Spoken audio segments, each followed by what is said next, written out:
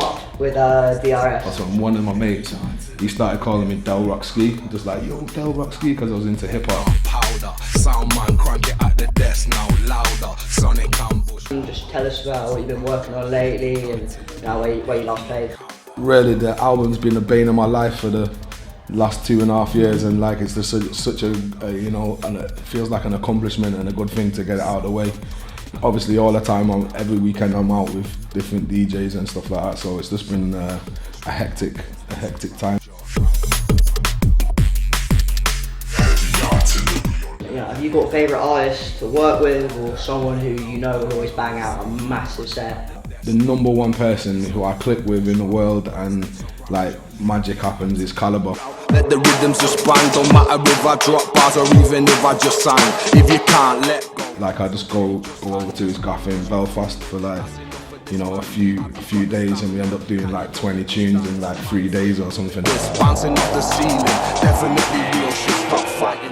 Which MCs do you rate, and who's had an impact on your style? Well, originally I was a hip hop MC, so I could, you know, I'd say like people like the Beastie Boys originally was like my ultimate sort of influence.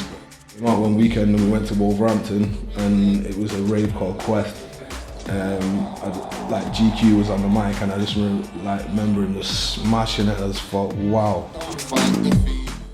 What can you tell us about the sound you guys are going for? You know, is it different to stuff you've done before? Yeah, the drum and bass on the album is just every sort of vibe and corner of drum and bass that I appreciate.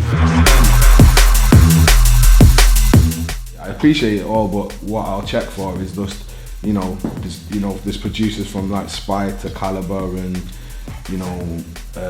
people like Genotype, I think is an amazing producer who doesn't get enough love.